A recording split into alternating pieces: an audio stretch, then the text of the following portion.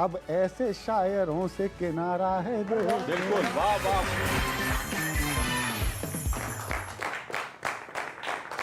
जी हाँ, फिर हम हाजिर हैं उस शो के साथ जो कोरोना काल से पहले तो तालियों की आवाज बहुत ज्यादा होती थी, लेकिन अब सोशल डिस्टेंसिंग का जमाना है। 2 हाथ की दूरी रखनी है तो हाथ जो है वो जब बजते हैं तो कम भी सुनाई देते हैं, लेकिन सुनाई दे रहे हैं फिर से। ये अच्छी खबर है, इस पे एक और ताली हो जाए।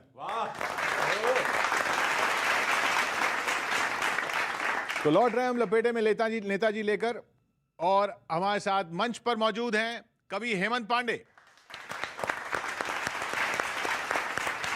सुदीप भोला, सरदार प्रताप फौजदार और वेद प्रकाश वेद जी। नेताओं में आचार्य प्रमोद कृष्णम कांग्रेस से, मनोज यादव जी बीजेपी से, इंडियन मुस्लिम फाउंडेशन से शोएब जमाई साहब जन अधिकार पार्टी के भी प्रवक्ता हैं, और पीस पार्टी से शादाब चौहान साहब। तो शांति है सरदार जी, पीस पार्टी से आए हैं वैसे? वो तो पीस पार्टी से आए हैं, पर यहाँ शांति क्यों फैला रहे हैं? पूरी दुनिया में शांति है, हमारा जो ये खंड है, भूखंड, इसमें अशांति फैली हुई है और पीस पार्टी वाले उस अशांति का समर्थन कर रहे हैं। खैर वो अपनी अपनी बात है, कोई बात नहीं है, मत चूका चौहान। आप कुछ कह रहे हैं क्या? ना, पहले आप कहिए, मैं सुनूंगा। नहीं, सब लोग तालियां बजा रहे थे, आप नहीं बजा रहे थे। आप बजती नहीं है क्या?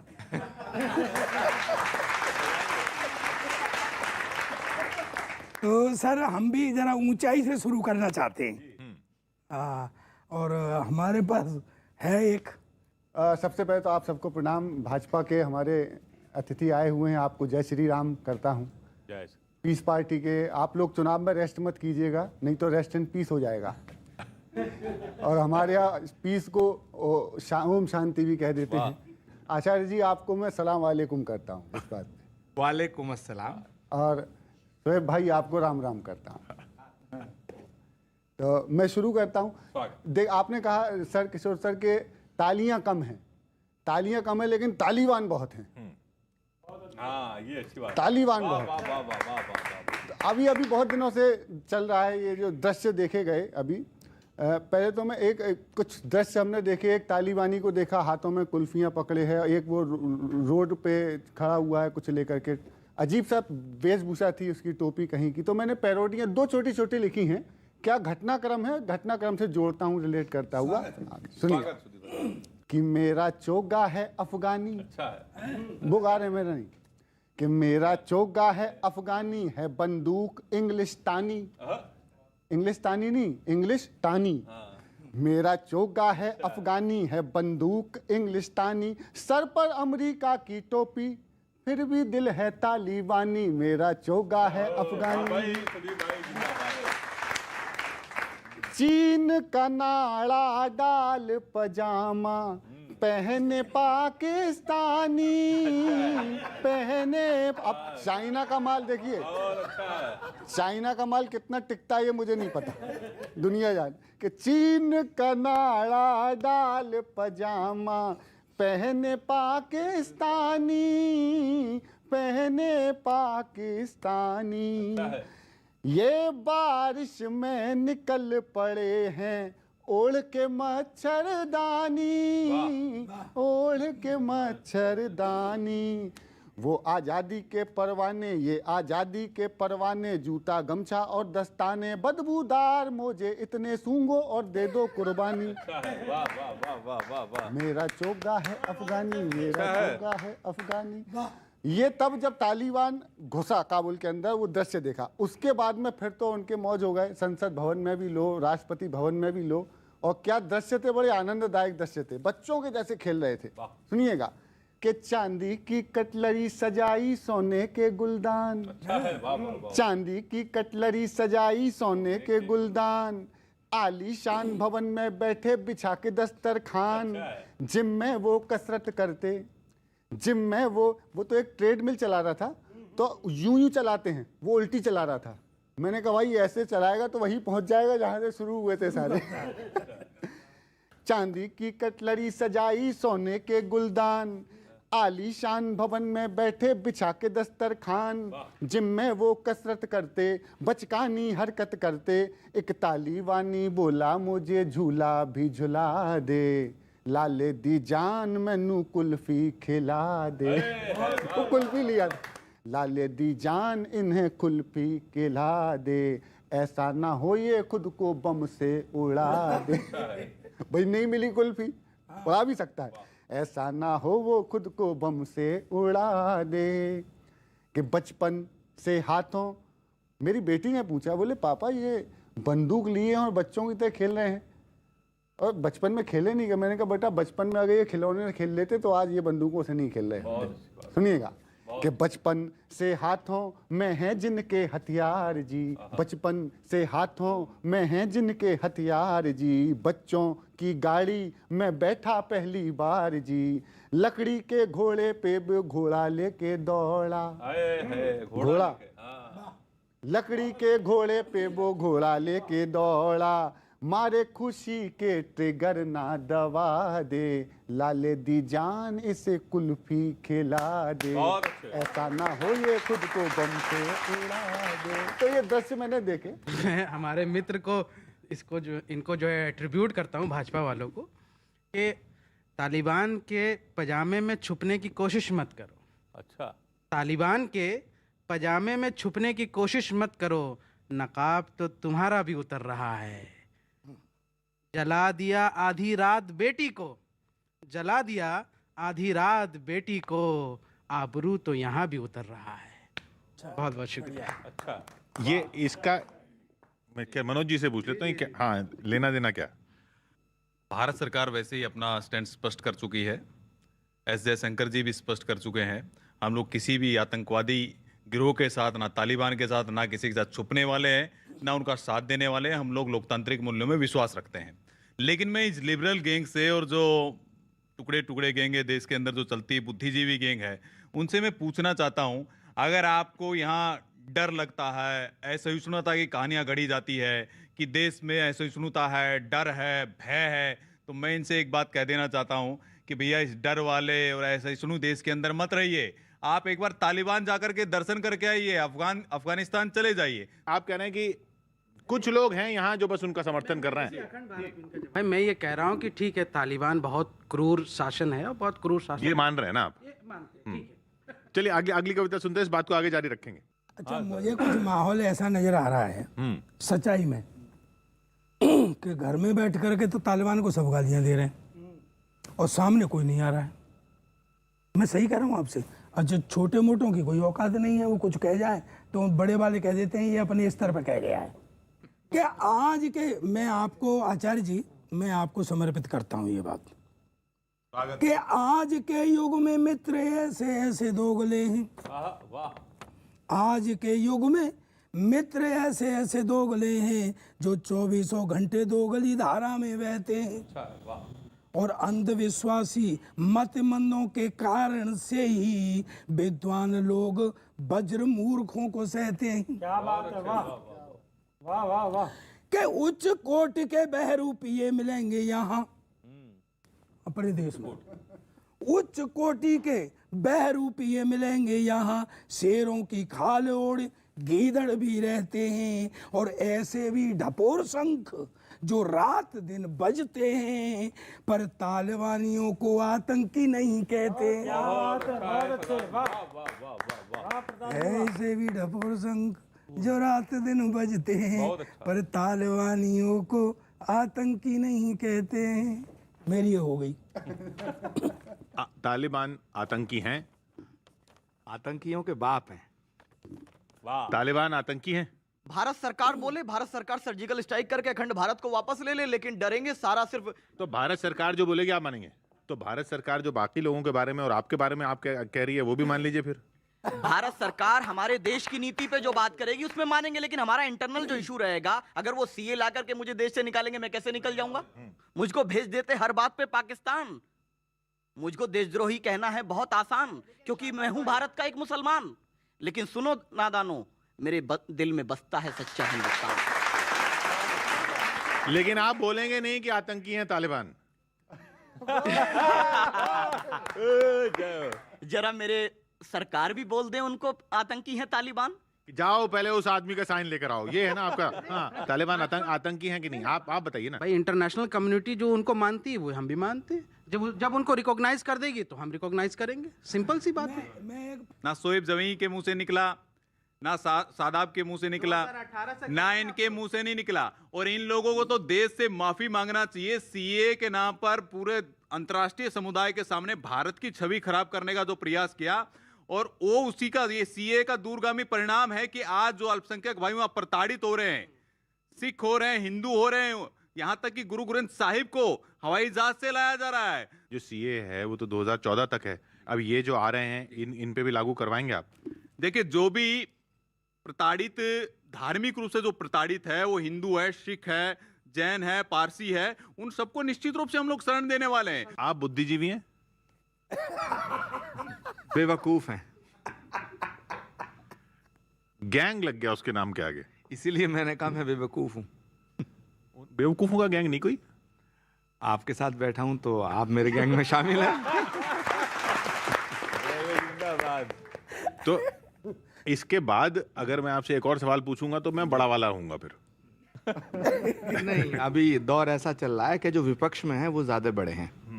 सबसे अच्छी बात आज यहाँ आकर के जो लगी मुझे शुरुआत में, वो लगी कि भोला जी ने मुझे अस्सलाम वालेकुम कहा, जबकि वो जानते हैं कि मैं आचार्य प्रमोद कृष्णम हूँ, और शोएब जमई को राम राम कहा। यही भारत है प्रीत जहाँ की रीत सदा, मैं गीत वहाँ के गाता हूँ, भारत का रहने वाला हूँ, भारत की बात सुनता हूँ। ये भारत है।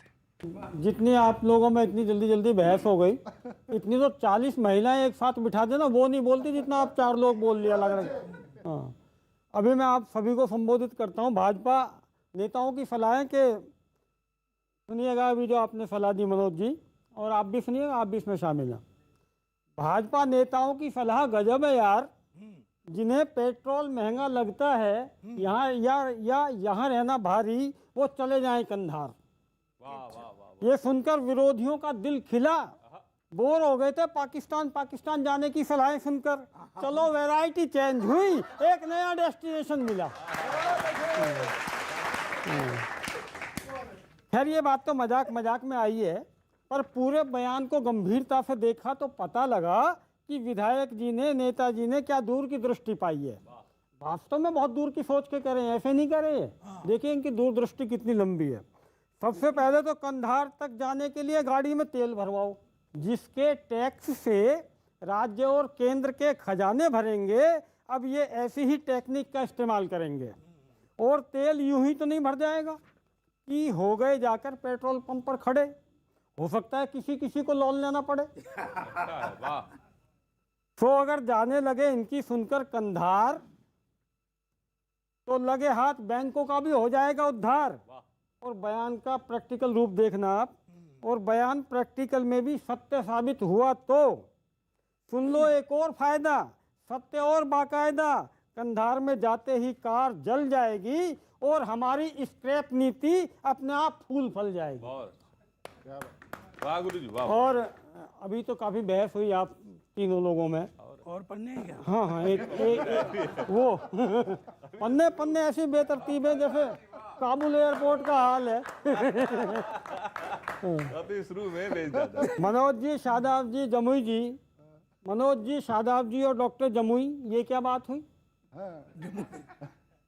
यहाँ लोकतंत्र की दुहाई देने वाले कैसे कर सकते हैं तालिबानियों का वेलकम, कैसे दे सकते हैं बधाई?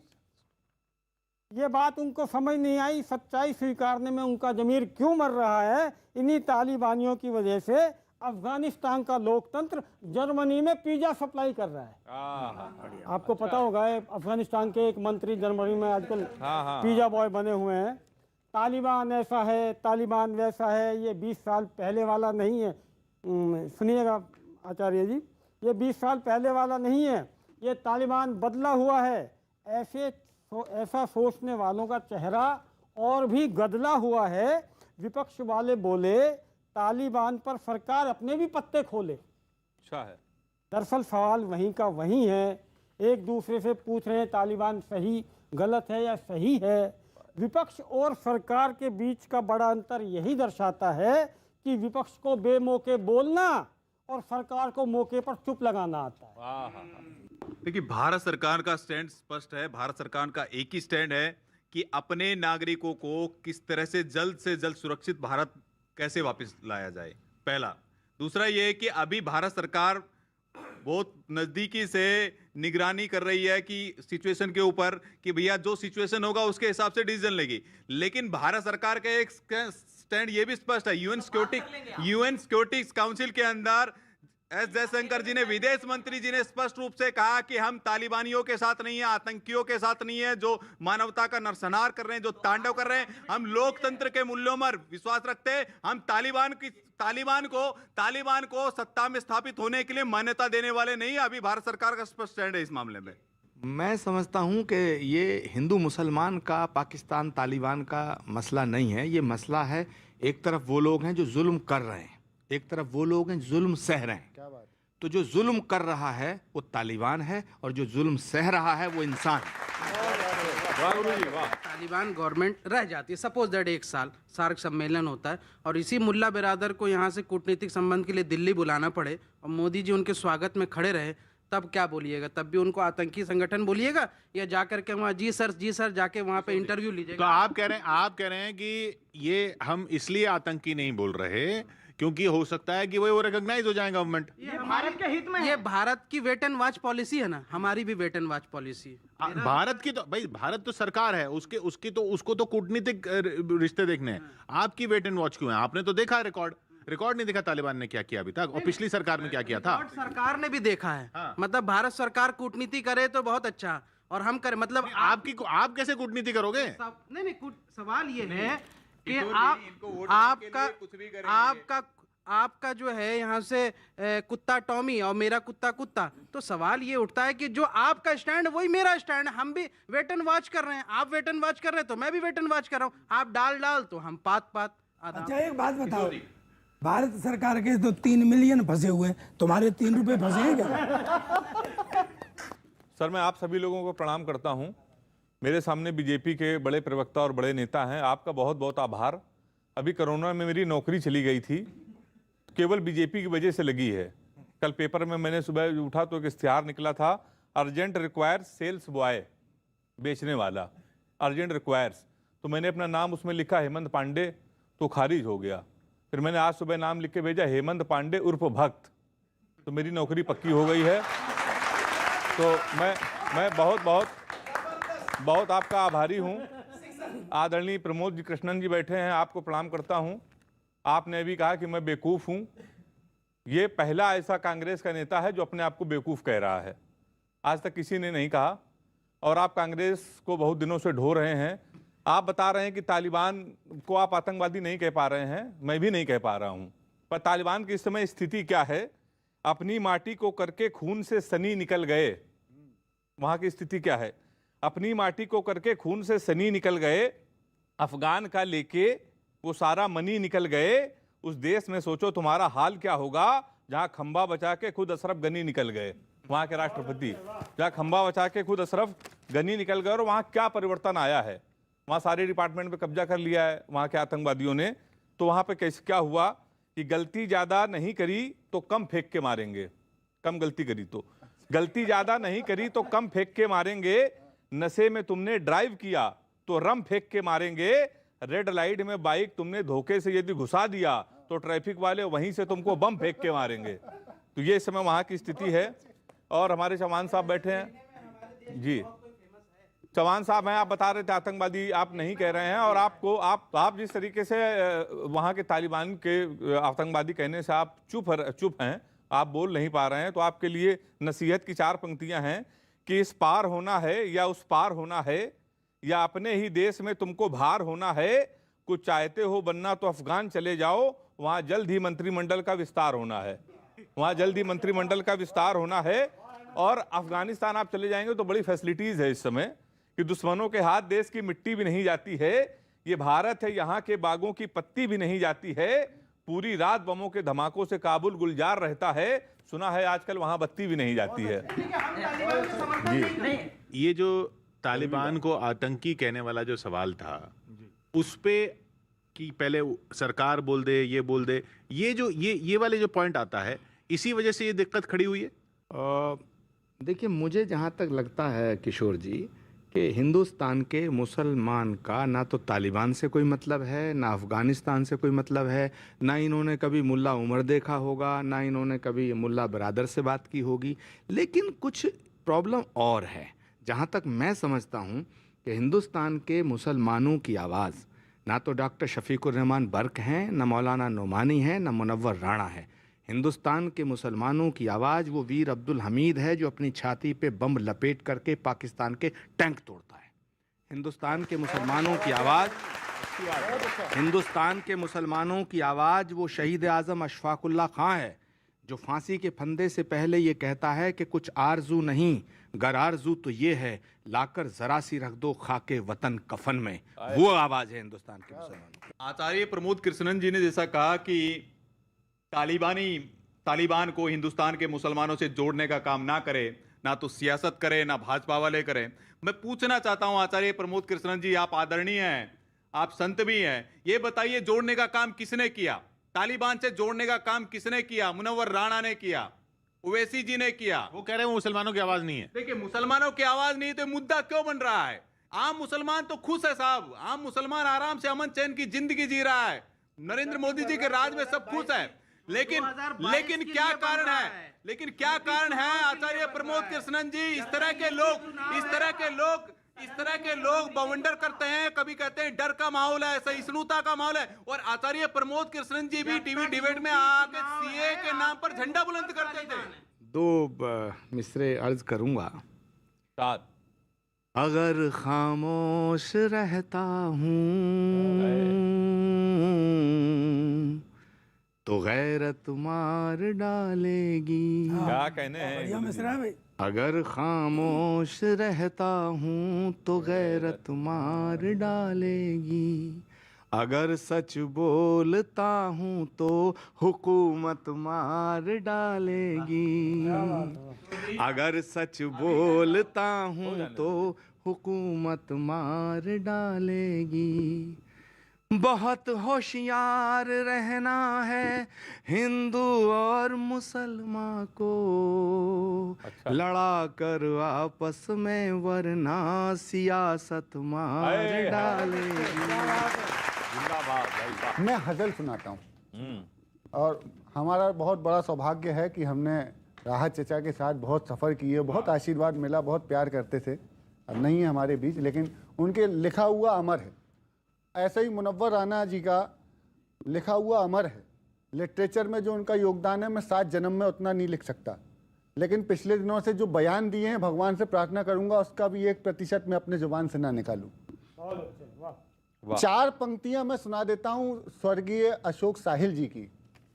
नजर नजर में उतरना कमाल होता है, नफस नफस में बिखरना कमाल होता है, बुलंदियों पे पहुंचना कोई कमाल नहीं, बुलंदियों पे ठहरना कमाल होता है। तो ये पंक्तियां मुझे याद, इससे अच्छा मैं कभी नहीं लिख सकता। लेकिन कुछ शेरों को मैंने उसकी पैरोडी बनाई है, और एक पैरोडी सुनाता हूँ राणा जी के लिए। राणा जी से लेकर राणे तक बहुत लफड़े चल रहे हैं, बस सिर्फ बोलने पर विवाद चल रहा है। सुनिएगा। तो कुछ शेर हैं। मैंने एक अमेरिकी से पूछा, मैंने यार कम से कम 2400 सैनिक मारे गए और $1 ट्रिलियन खर्च कर चुके, तो तुम्हारा तो बड़ा योगदान है। तो उसने मुझे राहत जी का शेर सुनाया कि खून अमरीकियों का भी शामिल है वहां की मिट्टी में। वाह वाह वाह। खून अमरीकियों का भी शामिल है वहां की मिट्टी में, किसी के बाप का अफगानिस्तान थोड़े ही है। मैंने कहा बात तो सही है, माल भी लगा और जान भी लगी। फिर उसके बाद में एक शेर सुनिएगा कि खून अमरीकियों का भी शामिल है वहां की मिट्टी में, किसी के बाप का अफगानिस्तान थोड़े ही है, और मिटा रहा है वो दीवार पर बनी औरत। सुनिएगा, मिटा रहा है वो दीवार पे बनी औरत। देखा होगा तालिबान में वो काले रंग से पोतते हुए, मिटा रहा है वो दीवार पर बनी औरत। वो तालिबान है, सलमान खान थोड़े ही है। वाह वाह वाह। वो तालिबान है, सलमान खान थोड़े ही है, और वो तो हम हैं जहां औरंगजेब रोड भी है। जहां में दूसरा हिंदुस्तान थोड़े ही है। तो एक पैरोडी सुनना, स्वागत है। मैं चचा मुनव्वर से क्षमा के साथ सुनना स्वागत है। कि हमारी शान थे चचा, हमारी जान थे चचा, वाह, पता हमको चला है अब कि तालिबान थे चचा, अब खुल के आ गए हो। तो इसके लिए मैं सैल्यूट करता हूं उनको, कम से कम खुल के बोलने की हिम्मत तो रखते हैं। और ये शायर कभी ही कर सकते हैं जो खुल के बोलने की हिम्मत रखते हैं कि अब खुल के आ गए हो तो आने का शुक्रिया, जय हो, जिंदाबाद। अब खुल के आ गए हैं तो आने का शुक्रिया, पर्दा पड़ा हुआ था उठाने का शुक्रिया, सारा कसूर सिर्फ हमारा है दोस्तों, सारा कसूर सिर्फ हमारा है दोस्तों, अब ऐसे शायरों से किनारा है दोस्तों, बिल्कुल, वाह वाह वाह, अब समर्थन, ऐसे भाई, वाह, शायरों से किनारा है दोस्त, और जो भी जिहादी सोच का मारा है दोस्तों, अच्छा है। अब ऐसे शायरों से किनारा है दोस्तों, हम जानते हैं आप में मिस्टेक कहाँ है, आहा, हम जानते हैं आप में, देखो मैं पढ़ तो रहा हूँ, मेरे कई मुशायरे मारे जाएंगे इस चक्कर में, लेकिन पढ़ रहा हूँ। हम जानते हैं आप में मिस्टेक कहाँ है, सम्मान तो लौटा दिया पर चेक कहाँ है, सम्मान तो लौटा दिया पर चेक कहाँ है, ये आस्तीन है या पिटारा है दोस्तों, सारा कसूर सिर्फ हमारा है दोस्तों, सारा कसूर सिर्फ के दिन रह गए थे देखने को बस यही बाकी, बुलंदियों पे ठहरना कमाल होता है, दिन रह गए थे देखने को बस यही बाकी, गजलें सुना रहे हैं लोग आपको माँ की, गजलें सुना रहे हैं लोग आपको माँ की, मीठी, अरे पंक्ति है ये कि मीठी नदी का ठौर ये खारा है दोस्तों, मीठी नदी का ठौर ये खारा है दोस्तों, अब ऐसे शायरों से किनारा है दोस्तों, के चटके हुए हैं और पटकने में लगे हैं, बहुत अच्छा है, चटके हुए हैं और पटकने में लगे हैं, हर बात पे योगी से अटकने में लगे हैं, इस स्पीड फुल है ट्रक ये खटारा है दोस्तों, अच्छा है, स्पीड फुल है ट्रक ये खटारा है दोस्तों, अब ऐसे शायरों से किना। अच्छा, मतलब की बात मैं बता देता हूँ और आप सबसे निवेदन करता हूँ, हाथ जोड़ता हूँ, पाँव पड़ता हूँ आपके कि इसका निवारण आप ही लोग कर सकते हैं। आखिरी पंक्ति आप लोग को सुनाता हूं, सुनिएगा कि मायावती शिवपाल या अखिलेश से मिले, वाह, पीस पार्टी से ही मिले, और आपकी कौन सी पार्टी है भाई? हाँ वही वाली, वही वाली। ठीक। मायावती शिवपाल या अखिलेश से मिले, ओवैसी आप या की कांग्रेस से मिले, नाटक ये टिकट के लिए सारा है दोस्तों, यही सच है। अब ऐसे शायरों से किनारा है दोस्तों। मैं एक बात कहना चाहता हूं सर, एक महाभारत में एक कथा आती है, उसमें ये होता है कि एक जैसे चार अपराधी खड़े कर दिए जाते हैं और युधिष्ठिर से कहा जाता है कि इनको सजा दो। तो युधिष्ठिर जो सबसे विद्वान व्यक्ति उसमें होता है उसको बड़ी सजा देता है। कारण पूछा जाता है तो ये कहा जाता है कि ये सब कुछ जानते हुए, विद्वान होते हुए भी इन्होंने ये कृत्य किया, इसलिए इनका अपराध सबसे बड़ा है। ये ही मेरी बात मुनव्वर राणा के प्रति है। बहुत अच्छा, बहुत अच्छी बात, वाह वाह वाह, क्या तर्क है, वाह वाह वाह, कि वो इतने बड़े शायर हैं, दीन दुनिया को जानते हैं, और उसके बावजूद भी गाहे बगाहे, ये पहली बार नहीं है, वो कभी भी। तो थोड़ा मस्ती में रहना मनोज जी, जमुई साहब जमाई लेना बंद करो, हाँ हाँ जमाई लेना बंद करो। सुन साहब, यार मुझे सुनना है को उसे देख रहे हो? हाँ, कि उल्टा सीधा बोलता है, भव की सी देता है, उल्टा सीधा बोलता है, भव की सी देता है, इसको भी एक बार ढंग से भवका दो। मनोज सुनो, इसको भी एक बार ढंग से भवका दो, और मुनव्वर सुनव्वर टाइप के से लोगों को समय आ गया है, इन्हें कर्रा झपका दो। हाँ, कि उड़ते हुए तीर लपक के ले लेता है, उड़ते हुए तीर लपक के ले लेता है, अब के अफगानी इसे तीर लपका दो। और सुनो मनोज जी के जहाज में बैठा लो, इसका शौक पूरा करो, तालिबानियों के बीच जाके टपका दो। यार हाँ, क्यों? अब ये आपके जी है, क्या आप ही कर सकते हैं इस काम को? क्यों कर सकते हैं? सुनना आचार्य जी, आप समझना इसको कि बस एक काम देश का कर दो आप, बस एक काम देश का कर दो, ये टंटा तुड़वा दो। बस एक काम देश का कर दो, ये टंटा तुड़वा दो, और कंदहार तक तो छोड़ते ही हो, इसको काबुल छोड़वा दो।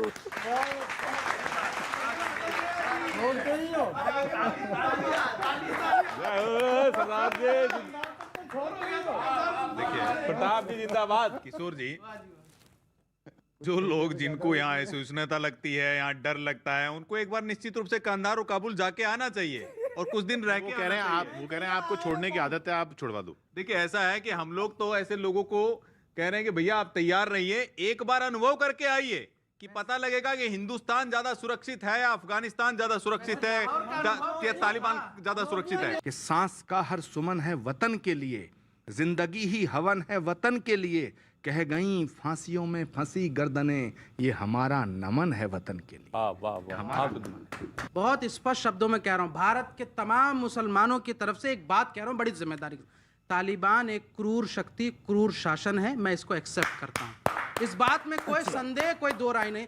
और शरीयत के नाम पर जितनी बर्बरता वो दिखा रहे हैं, वो इस्लाम का असली चेहरा नहीं है, मैं शुरू से यही बात कह रहा हूँ। लेकिन चूंकि हम विपक्ष में हैं, विपक्ष के नेता हैं, जन अधिकार पार्टी के राष्ट्रीय प्रवक्ता हैं, तो मेरा फर्ज है कि मैं सरकार से उसके स्टैंड पर सवाल पूछूं। मैंने तो कभी नहीं उनको समर्थन किया, ये बात आप गलत फैलाते हैं और आज ये क्लियर हो जाना चाहिए। ओ काबुली वाले, काबुल मत जाना, वहाँ ना ठिकाना तेरे अरमान का, राज आया है वहाँ।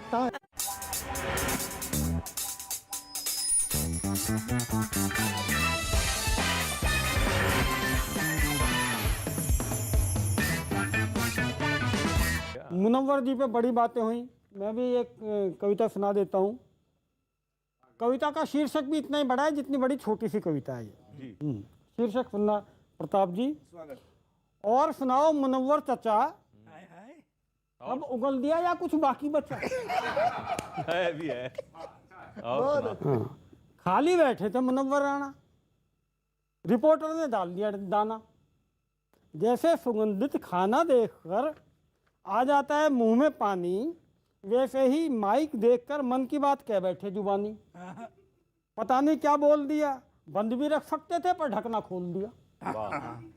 सुनकर पता लगा कि निर्भय दिखने वाले कितने डरे बैठे हैं, समझ में नहीं आया खाली बैठे या भरे बैठे हैं। वाह वाह वाह, बहुत अच्छा है। असली चेहरा दिखा दिया, इतना भी मीडिया में छाने का क्या चाव कि सेल्फ गोल मार दिया। कैमरा देखा तो मेकअप करने के बजाय उतार दिया। वाह।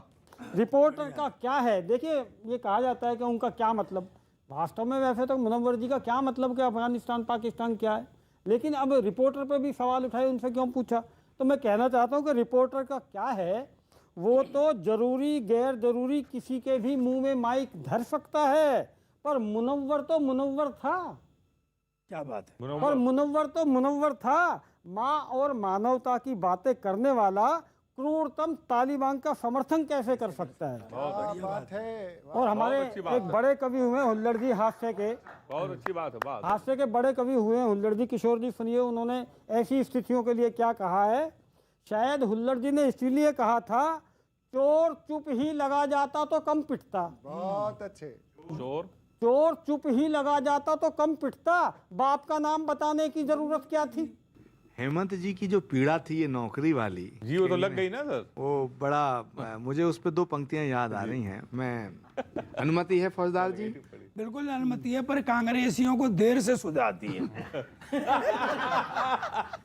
किशोर जी, कितने हमले झेले कांग्रेस?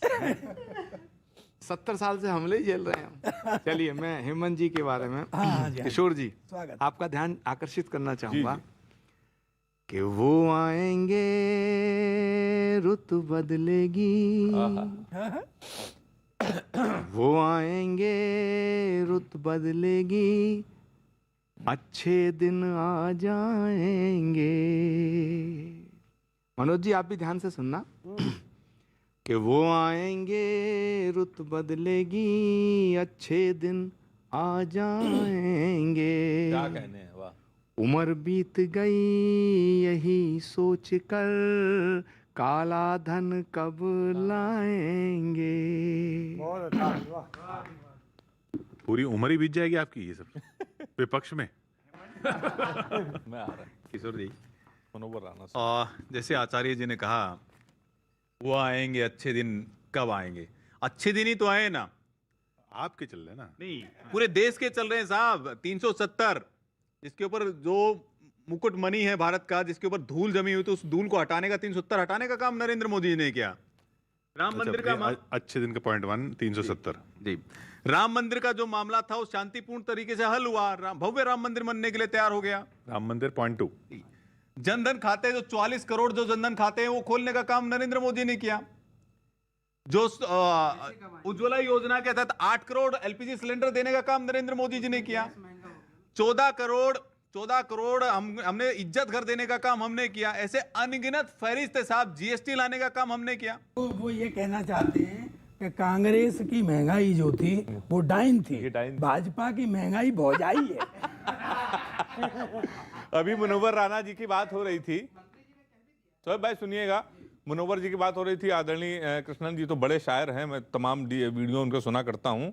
उन्होंने कहा कि योगी जी अगर दोबारा मुख्यमंत्री जिस दिन बने उस दिन हम प्रदेश छोड़ देंगे। तो मैं कहा? ये मनोवर जी ने कहा था। उनका बयान अभी चला, अगर योगी जी दोबारा मुख्यमंत्री बन गए, अब तो इसी बात पे बना देंगे लोग योगी जी को। हाँ, जैसे चल तो रहा है। मैंने 4 पंक्तियां उस पर लिखी। गुरुजी और 2 लोगों को एक साथ निपटाया। दूसरा कौन, वो उसमें आ जाएगा कि अपने बयानों को करके तुम याद चले जाना, जो बयान दिया था। अपने बयानों को करके तुम याद चले जाना, फिर यूपी में करके तुम विवाद चले जाना। जिस दिन योगी जी शपथ लें उसके अगले ही दिन ओवैसी के साथ आप हैदराबाद चले जाना। ये सद्भावना का देश है। मैं इसलिए नाराज हूँ, इसलिए मुझे दुख होता है। आखिरी अपनी प्रस्तुति आज के कार्यक्रम की देता हूँ कि हमने बेटियों के भी धर्म देखना शुरू कर दिए। बेटी चाहे किसी धर्म की हो, चाहे किसी देश की हो, अगर वो परेशानी में दिखती है तो हमारे मन में दर्द होता है। इसलिए एक मेरे को रविंद्रनाथ टैगोर की कहानी थी काबुली वाला, इन दिनों बहुत सुनी पढ़ी गई है। हाँ, सुनिएगा। ओ काबुली वाले काबुल मत जाना, वहाँ ना ठिकाना तेरे अरमान का, राज आया है वहाँ तालिबान का। बहुत अच्छा भाई, दर्द हो रहा है। वाह वाह वाह। वो आपने एक्टिंग की है ना, उसमें आपका दृश्य घूम जाएगा आपके जहन में, और मैं दावा करता हूं कि अगर आपने मन से सुना तो आप इसके समर्थन में खड़े हो जाएंगे। सुनिए, बिल्कुल। ओ काबुली वाले काबुल मत जाना, वहाँ ना ठिकाना तेरे अरमान का, राज आया है वहाँ तालिबान का। सुनिएगा पहला अंतरा के किशमिश बादाम अखरोट या खुबानी, किशमिश अखरोट या बादाम या खुबानी अब वहाँ नहीं पाएगा, खेतों में तुझको बारूद ही मिलेगा, उजड़ा गुलशन पाएगा। अच्छा है। वहाँ नशे के कारोबारी बन बैठे सरकारी, अब उधारी मैं तेरी फुलवारी वसूल लेगा सारी, वो चीन का मदारी दिमाग बेईमान का, तू चुकाएगा जो ब्याज पाकिस्तान का, तू चुकाएगा वो ब्याज पाकिस्तान का। ओ काबुली वाले का। और अंत करता हूँ, सुनिएगा जमुई भाई, आपका समर्थन। तुझको वतन से मोहब्बत है कितनी, तुझको वतन से मोहब्बत है कितनी, तू जाने या रब जाने, तुझको वतन से मुहब्बत है कितनी, तू जाने या रब जाने, जिसके हाथों की नन्ही छाप लिए घूमे, वो कहाँ है अब जाने, जिसके हाथों की नन्ही छाप लिए घूमे, वो कहाँ है अब जाने, तेरे सपनों की जन्नत में, तेरी हर मन्नत में प्यारी प्यारी वो राज दुलारी, कैसी होगी बेचारी, क्या हुआ हो नादान का, साया पड़ गया हो ना किसी हैवान का, ओ काबुली वाले काबुल मत जाना, वहाँ ना ठिकाना तेरे अरमान का, राज आया है वहाँ तालिबान का। मैं तो एक बात कहना चाहता हूँ कि भारतीय सेना की दहाड़ यदि सुन लेंगे, हमारे पास बड़े बड़े सूरमा हैं। आचार्य जी सुनना, मनोज जी आप भी सुनना, शायद हो सकता है उन सूरमाओं को आप न जानते हो। मैं बताता हूँ कि सेना तो है ही, विश्व की सर्वश्रेष्ठ सेना हमारे पास है। बिल्कुल। कि भारतीय सेना की दहाड़ यदि सुन लेंगे तो सोते हुए सारे अफगानी जाग जाएंगे। और फौज के अलावा हमारे ऐसे भी सूरमा हैं जो दुश्मन के गढ़ में यूं फलांग जाएंगे कि फेसबुक ये गालिबान कहाँ का तालिबान, फेसबुक ये गालिबान गालियां सुनाएंगे तो अच्छे अच्छे सूरमा भी पानी मांग जाएंगे। और एक बढ़िया आ रहे हैं आचार्य जी, अच्छे अच्छे सूरमा भी पानी मांग जाएंगे और तालिबान मिलके जब थालियां बजाएंगे। भाई वाह वाह वाह वाह वाह, अरे जिंदाबाद। तालिबान मिलके जब थालियां बजाएंगे, तालिबान मिलके जब थालियां बजाएंगे तो बंदूकें छोड़ तालिबानी भाग जाएंगे। पर एक बात कहना चाहता हूँ, यहाँ जितना ये करते हैं ना कि सेना ने तो जंग जीत बलिदानी झड़ी लगा दी, समर्थन करना सदन, कि सेना ने तो जंग जीत बलिदानी झड़ी लगा दी, पर इन ढपोर शंखों ने हमारी बेइज्जती करा दी। किशोर कुमार का गाना याद आ रहा है, झगड़ा मत करो, थोड़ा सा रोमांटिक अच्छा सा हल्का माहौल लिखो। जी क्यों भोला जी? कि तूफान में नैया डोले तो माझी पार लगाए, माझी जब नाव डुबोए उसे कौन बचाए। ये कांग्रेस के लिए बोल। ठीक है, अच्छा। अगले हफ्ते मिलते हैं इसी कार्यक्रम में, इसी चैनल पर, इसी वक्त। देखते रहिए।